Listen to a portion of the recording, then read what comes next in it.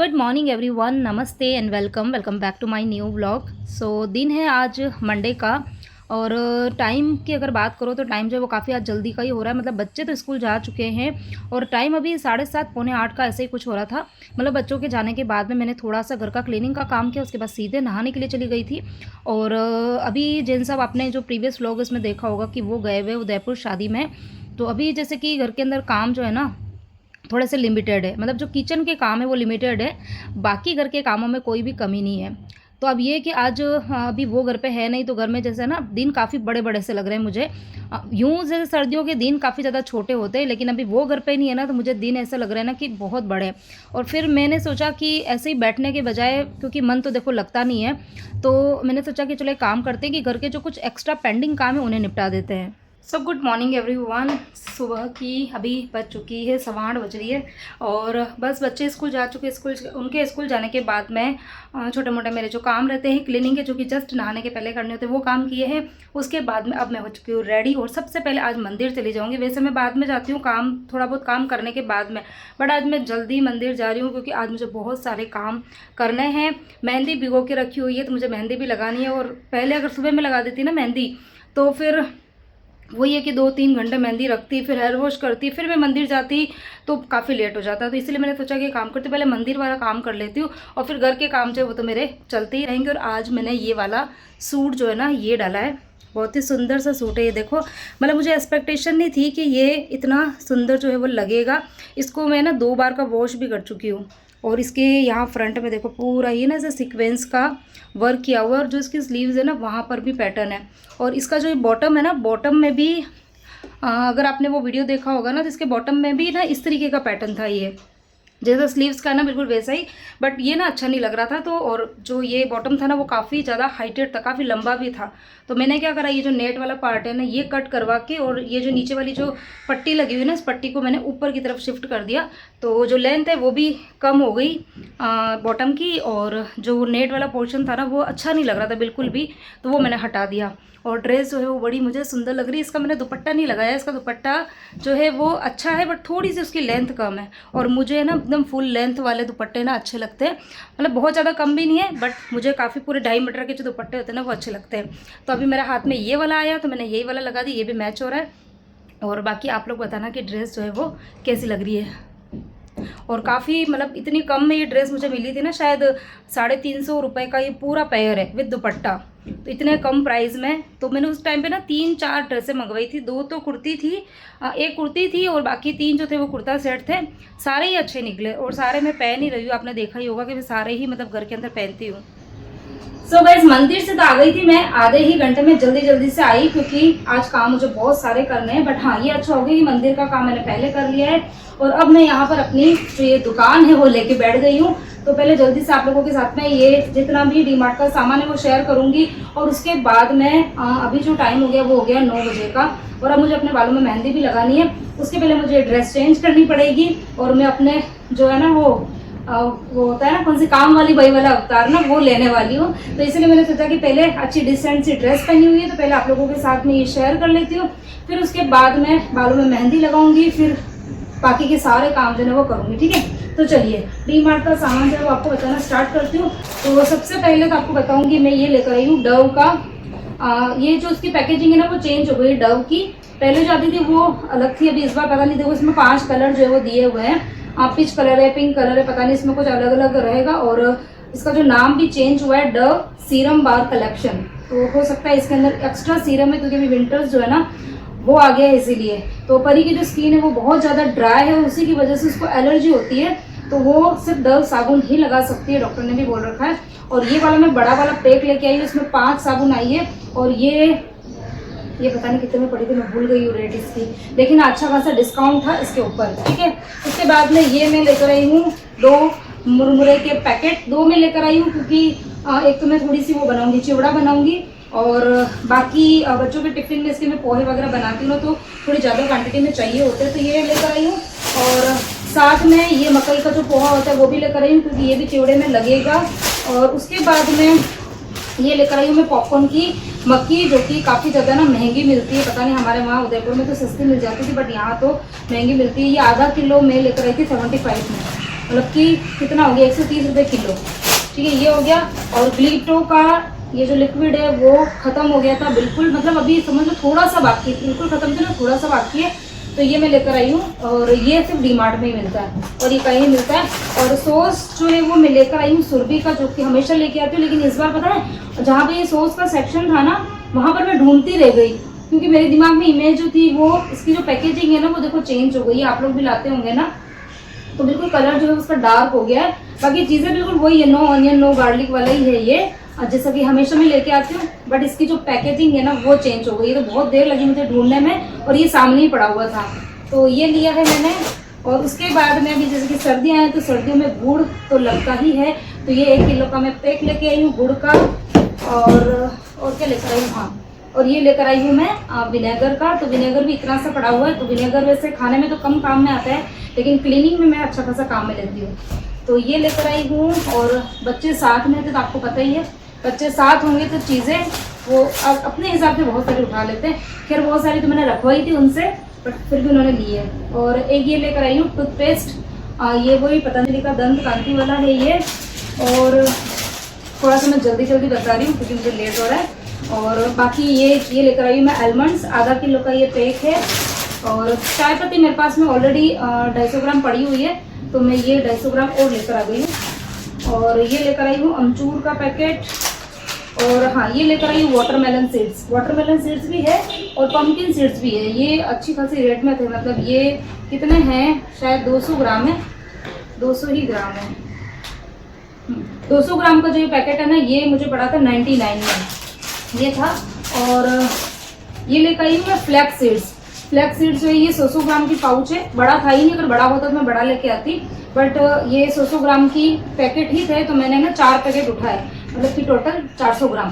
और ये ना एक पाउच है वो सिर्फ 15 रुपये की, और ये रोस्टेड नहीं है, रोस्टेड में अलग से लेकर आई हूँ। ये तो है जैसे हम माउथ फ्रेशनर की जैसे खाते हैं ना, तो ये और ये फ्लैक्स सीड्स और ये है दानादार, ये दोनों एज अ माउथ फ्रेशनर की जैसे खाते हैं, तो ये मैं यहाँ पर भर के रखती हूँ, तो ये तो मैं साइड में रख दूंगी। और ये जो है ना ये कच्चे हैं, बिल्कुल रो है, तो ये जब मैं अभी गेहूँ पीसूंगी ना तो उसके अंदर डालूंगी ये वाले।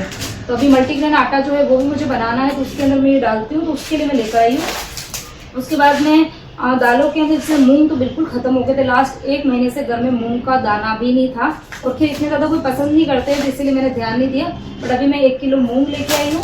और मूंग की जो रेट थी, मूंग की रेट आपको बताऊँ, 99 रुपीज़ के जी,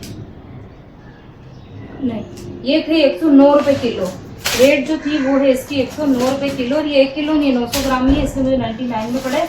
और पोहा लेकर आई हूँ, 1 किलो पोहा लेकर आई हूँ। और कपड़े धोने की साबुन, आप लोग पूछते हैं कि कौन सी साबुन यूज़ में लेते हो, तो ये टाइड की है, और ये पूरा ही एक कॉम्बो पैक होता है। मैं कॉम्बो वाली चीज़ें ही लेती हूँ क्योंकि इससे थोड़ी सी सेविंग हो जाती है। और साबुन के अंदर ये मैं जो साबुन लेकर आई हूँ, हम लोग गरीब लोग जो साबुन से नहाएंगे, और हमारी जो परी मैडम है ना वो नहाएंगी डव साबुन से, और क्योंकि हमें एलर्जी का ऐसा कोई इशू नहीं है। पीनट्स बिल्कुल ख़त्म हो गए थे, थोड़े से ही रखे हुए हैं, तो ये मैं लेकर आई हूँ, पूरे 1 किलो है, शायद 1 किलो से ज़्यादा है, 1 किलो 200 ग्राम है। तो पीनट्स लिए हैं। सूजी 1 किलो मेरे पास में पड़ी है, और 2 किलो में और लेकर आ गई, तो टोटल 3 किलो हो गई है। और क्या लेकर आई, हाँ तुअर दाल वैसे पड़ी थी अंदर, शायद आधा किलो पड़ी होगी, बट मैं आधा किलो और लेकर आ गई हूँ। और क्या लेकर आई हूँ, चवले लेकर आई हुई हूँ, चवले भी आधा किलो पड़े थे, आधा किलो और लेकर आई हूँ, क्योंकि अभी क्या सर्दियाँ हैं, और अभी जैसे मम्मी जी बाबू जी भी आने वाले हैं, तो जैसे कड़ी बनती है, चवले बनते हैं, उड़द की दाल, तो इस सब के साथ में ना मक्की की रोटी अच्छी लगती है, तो मक्की की रोटी बनेगी तो फिर साथ में ये दालें तो बननी है, तो इसलिए मैं दालों का स्टॉक मैंने पूरा कर दिया। और ये मैं लेके आई हूँ पीली वाली मूंग की दाल, और ये सब्जी कम दाल कम बनती है, ये हमारी जो खिचड़ी होती है ना मूंग की दाल की उसमें डलती है। और ये वाला है ना रोस्टेड चने का जो दलिया आता है ना, जो कि मैं चटनी बनाने के लिए या फिर जो चिवड़ा बनाती हूँ उसमें काम में लेती हूँ, तो ये हो गया। और उसके बाद में ये रकम सकम चीज़ें बच्चों ने उठाई है, ये कुरकुरा हो गया है, ये क्या पॉपकॉर्न है, तो बिस्किट्स बच्चों ने उठाए हैं, ये जिम वाला बिस्किट है, तो ये कुछ चीज़ें बच्चों ने उठाई है। बिस्किट तो मैं कुछ नहीं बता रही, क्या है दाल 2 बार ले लेते हैं। ये उड़द की दाल है, उड़द की दाल वाइट वाली उड़द की दाल, काली वाली मेरे पास में पड़ी हुई है 2 किलो, और ये वाइट वाली बिल्कुल थोड़ी सी, तो ये लेकर आई हूँ। और हाँ, ये लेकर आई हूँ मैं चना, रोस्टेड चना, अभी जैसे मम्मी जी बाबू जी आ रहे हैं ना, तो बाबू जी बहुत शौक से खाते हैं ये वाले चने, तो ये वाले मैं लेकर आई हूँ। ये 75 का हाफ kg इतना था, तो ये मैं लेकर आई हूँ। और ये लेकर आई हूँ मैं पास्ता, ये ड्यूरम व्हीट पैनी पास्ता है, ये वाला मिनी पास्ता पैनी पता नहीं कुछ होगा, ड्यूरम व्हीट मिनी पास्ता, मतलब कि ये व्हीट का बना हुआ है, गेहूं का बना हुआ है, मैदे का नहीं है। तो ये मैं देख कर लेकर आई। और साथ में हाँ ये वही पम्पकिन सीड्स हो गया। उसके बाद में हाँ काली मिर्ची और लौंग, अभी मैंने जो चाय का मसाला बनाया था ना, इसके पहले वाले ब्लॉग में आप लोगों के साथ में शेयर किया, तब लौंग और काली मिर्ची दोनों ही खत्म हो गए थे। काली मिर्ची तो फिर भी पड़ी, लौंग तो बिल्कुल भी नहीं थे। तो यहाँ पर मैं ये लेकर आई हूँ लौंग और काली मिर्ची 50-50 लौंग 100 ग्राम लेकर आई हूँ, क्योंकि जो मंदिर में भी काम में आते हैं, हम लोग मंदिर जाते हैं तो वहाँ पर भी सामग्री में चढ़ाए जाते हैं। ये 100 ग्राम लेकर आई हूँ और काली मिर्ची 50 ग्राम लेकर आई। और ये लेकर आई हूँ मैं ये कस्तूरी मेथी, क्योंकि ये बच्चों के टिफिन में जो भी बनाती हूँ मैं, चाहे पराठे बनाऊँ चीले बनाऊँ, उसमें डालती हूँ, तो ये लेकर आई हूँ। उसके बाद में बस ये शक्कर है, 5 किलो शुगर है इधर, और इधर ये है चावल, ठीक है। बासमती टुकड़ा जो आता है ना थोड़ा बड़े वाले साइज़ वाला, तो उसकी रेट जो थी वो थी 65 रुपीज़ kg। और इस बार थोड़े से ना बड़े थे, बाकी हमेशा थोड़े छोटे छोटे आते दाने, पर इस बार काफ़ी जैसे लॉन्ग ग्रेन होते हैं ना, उससे एक का आधा तो नहीं बोल सकते हो दाना, लेकिन 3/4 इतने बड़े बड़े दाने ही थे। लेकिन रेट काफ़ी अच्छी खासी थी, मतलब डिस्काउंट था। तो चावल मेरे पास में ऑलरेडी रखे हुए हैं, क्योंकि अभी मैंने फ्लिपकार्ट से मंगाया था इसका इंडिया गेट का, बट ये मुझे काफ़ी वो लगा डिस्काउंट वाली चीज़ है ना, तो मैंने ले ली।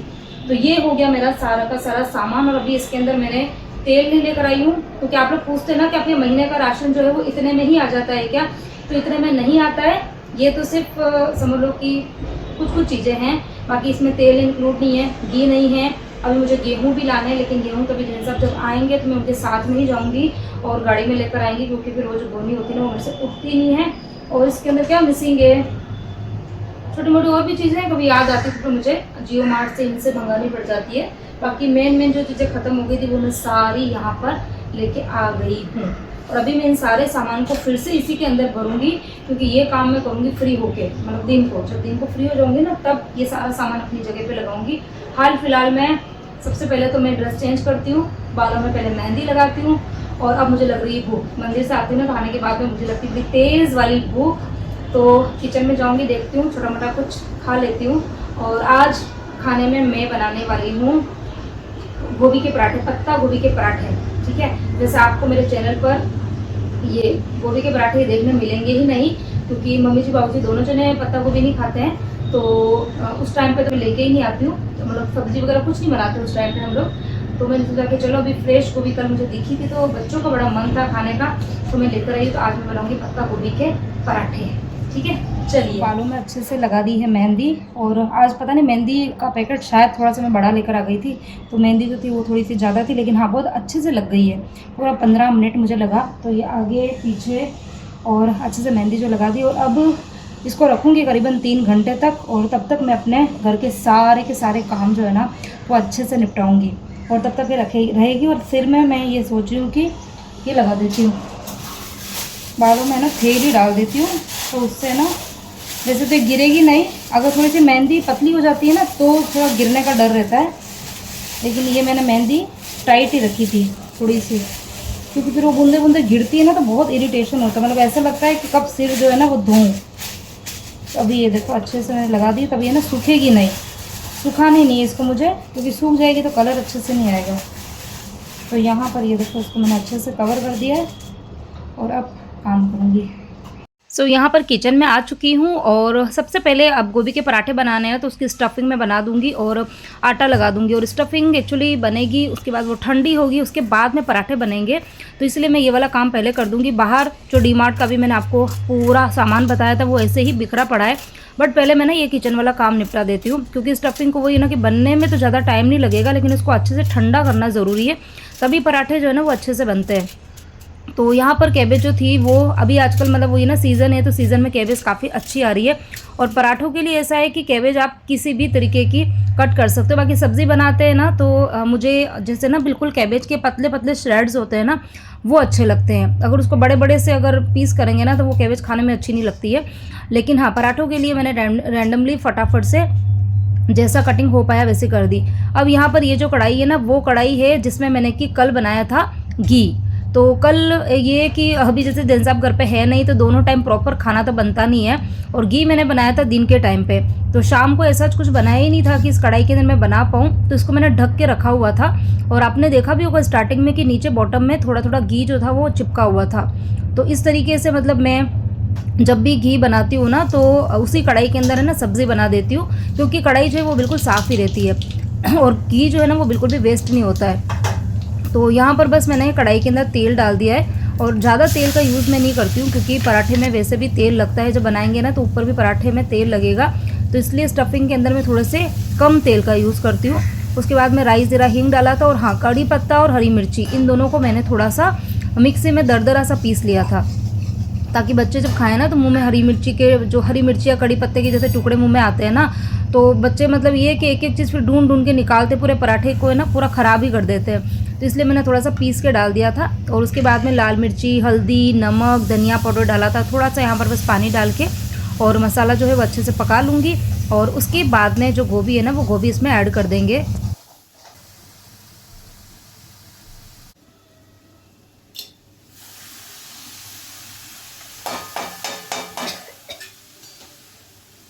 तो गोभी को मैंने इसमें डाल दिया, और उसके पहले उसको अच्छे से मैंने वॉश किया था 2-3 पानी से, और बस अब इसमें ऐड करने के बाद में इसको हिला देंगे। मसाले तो यहाँ पर सारे डाल दिए हैं, और बाकी मैंने किसी भी तरीके का गरम मसाले का किसी का यूज़ इसमें नहीं किया है, क्योंकि बिल्कुल प्लेन वाले पराठे ही अच्छे लगते हैं खाने में। और साथ में वैसे अगर जैन साहब होते हैं ना तो मैं फिर साथ में कोई सब्ज़ी बनाती हूँ, जैसे टमाटर की खट्टी मीठी वाली सब्ज़ी थोड़ा सा पानी डाल के बनती है ना तो वो अच्छी लगती है।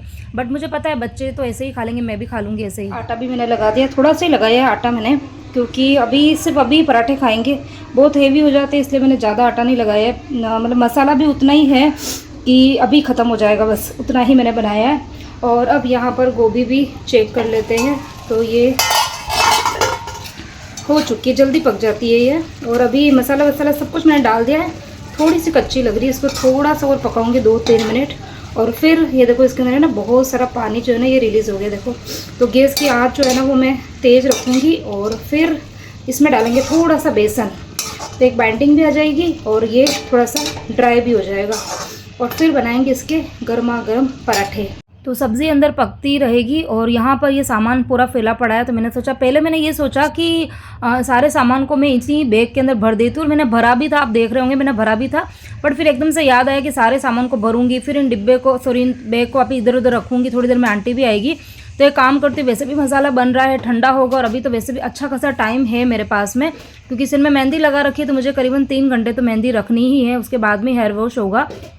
तो इसीलिए फिर मैंने सोचा इन सारे सामान को मैं ना अपनी जगह पे लगा ही देती हूँ।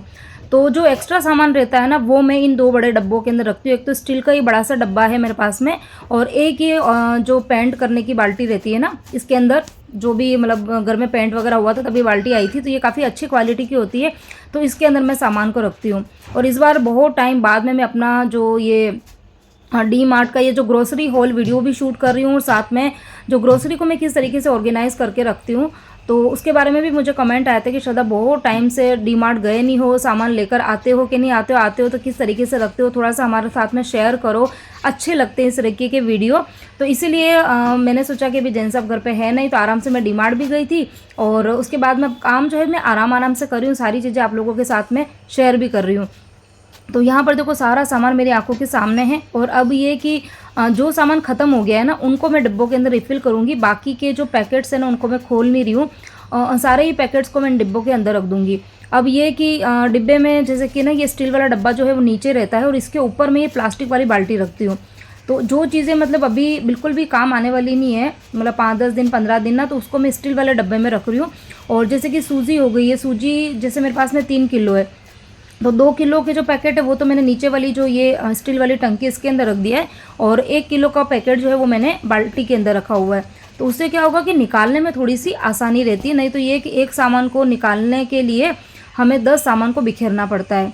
तो इस तरीके से करती हूँ। उसके बाद में जो दालें वाले थी उन सारी दालों को मैंने छान के और डब्बे के अंदर भर दिया था, और मुझे ऐसा लग रहा था कि काम जो है वो फटाफट हो जाएगा, बट 1 घंटा लग गया था। बीच में मैंने वीडियो जो था वहीं रोक दिया था, क्योंकि वीडियो काफ़ी फिर बड़ा भी हो जाता है।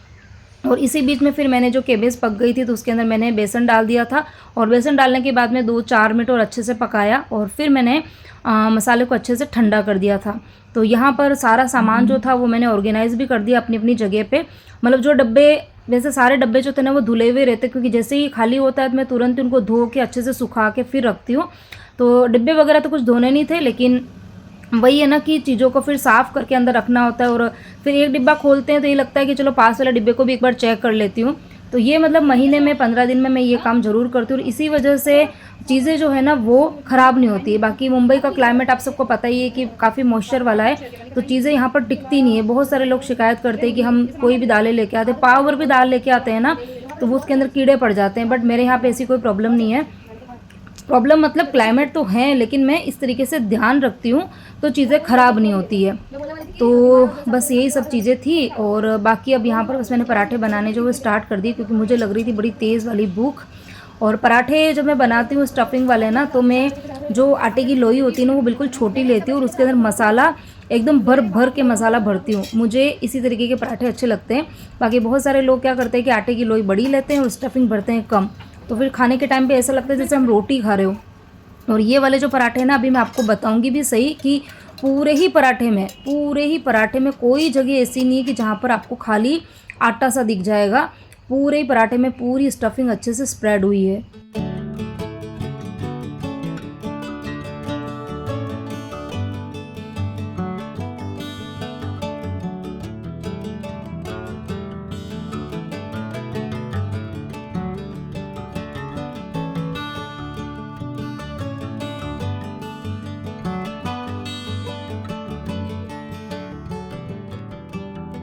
और बिल्कुल मीडियम फ्लेम पर मैंने पराठों को अच्छे से करारा करारा सा सेका है। देखने में आप देख लो कितने ज़्यादा टेम्पटिंग लग रहे हैं। बहुत ही सिंपल से है, मतलब मैंने इसमें कोई तामझाम कोई मसाले ऐड नहीं किए। बिल्कुल जैसे कैबेज का जो फ्लेवर है ना वो खाने पर आ रहा था और बड़े टेस्टी लग रहे थे। और अभी आप यहाँ पर देखो बिल्कुल गर्मा गर्म पराठा है, और पूरा मसाला जो है ना वो पराठे में स्प्रेड है। तो बस इस तरीके से पराठे मैं ये कैबेज के बनाती हूँ। और बाकी मैं लौकी के पराठे जो है वो भी बनाती हूँ स्टफिंग वाले, वो भी मैंने आप लोगों के साथ में रेसिपी शेयर करी। अभी बनाऊंगी मैं, अभी जैसे मम्मी जी बाबूजी आने वाले हैं ना, तो वो फिर कैबेज वगैरह नहीं खाते हैं, तो फिर मैं या तो कच्चे केले के पराठे बनाती हूँ, स्टफ्ड पराठे, या फिर लौकी के पराठे बनाती हूँ।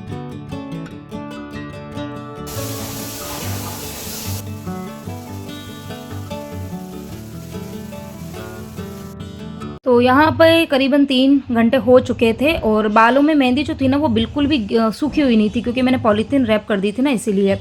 और बस यहाँ पर जितना भी सामान था उन सबको मैंने साइड में कर दिया, क्योंकि जब बाल धोते हैं ना तो फिर ये मेहंदी के जो मेहंदी का कलर रहता है, या फिर जो एकदम गंदा पानी रहता है ना काला काला सा ना, तो वो फिर सभी चीज़ों पे सब में बकेट हो गई या सब पे लगता है, तो इसलिए मैंने उनको सबको साइड में कर दिया। और पानी मतलब मैं इसी तरीके से धो रही हूँ बिल्कुल नल के नीचे ही, ताकि मेरे दोनों हाथ फ्री रहे।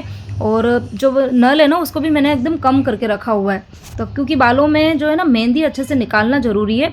और मेहंदी में मैंने दही भी लगाया था, दही भी डाला था सॉरी, तो उसको भी बालों में से निकालना ज़रूरी है। अगर वो बालों में से अच्छे से निकलेगा नहीं तो वो स्कैल्प पे जाके थोड़ा चिपक जाएगा, और इससे फिर मेहंदी लगाने के जो आपके बेनिफिट्स आपको मिलने चाहिए ना वो तो नहीं मिलेंगे, बल्कि आपको और उसके डिसएडवांटेजेस हो जाएंगे। क्योंकि अगर मेहंदी बालों में चिपकी हुई रह गई या दही अगर चिपका हुआ रह गया ना, तो फिर धीरे धीरे बालों में मतलब जैसे ना और ज़्यादा आपके बालों में डैंड्रफ है या फिर खुजली आना, ये बहुत सारी शिकायतें होने लग जाएगी।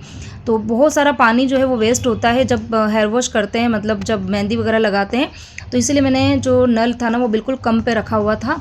और बस यहाँ पर हेयर वॉश हो चुका है, और कपड़े मेरे पूरे भीग चुके थे, तो अभी मैं ड्रेस वगैरह चेंज करूँगी। तो बाल थोड़े से सूख गए, अभी पूरी तरीके से सूखे नहीं, जब सूखेंगे तभी कॉम्ब करूँगी। गीले बालों में कॉम्ब कभी भी करना ही नहीं चाहिए। बहुत सारे वीडियोस मैंने देखे जो लोग बोलते हैं कि गीले बाल भी कॉम्ब कर सकते हैं, बट गीले बालों को कॉम्ब नहीं करना चाहिए अकॉर्डिंग टू मी। अदरवाइज पता नहीं, सबके अपने अपने बाल होते हैं, अपने अपनी मतलब नेचर होता है बालों का, तो उस हिसाब से, बट मुझे तो कंफर्टेबल नहीं लगता है। और अभी तो खैर बाल गीले हैं, अच्छे से सूख जाएंगे, उसके बाद मैं कॉम्ब करूँगी। और फिर रात को सोने से पहले मस्टर्ड ऑयल से अच्छे से मसाज करनी है। और मस्टर्ड ऑयल को थोड़ा सा पहले गर्म करना है, गुनगुना गर्म करना है, और उसके अंदर 3 लौंग जो है वो डालूंगी, और डालने के बाद में ही उसको गर्म करूंगी। और थोड़ा सा गुनगुने से थोड़ा सा ज़्यादा, क्योंकि अभी मौसम ठंडा है ना, गर्मी के मौसम में तो गुनगुना करोगे तो भी चल जाता है, बट सर्दियों में थोड़ा सा ज़्यादा गर्म करना है। और फिर अच्छे से बालों में मसाज करनी है, बढ़िया वाली। मतलब ये कि बालों में जो सर्कुलेशन है ना, बालों का सर्कुलेशन, ब्लड सर्कुलेशन जो है वो अच्छे से जितना ज़्यादा होगा ना, तो आपकी जो भी प्रॉब्लम से हेयर फॉल हो रहा है, डैंड्रफ हो रहा है, या जो कुछ भी है ना, वो धीरे धीरे से रिकवर होती है। ठीक।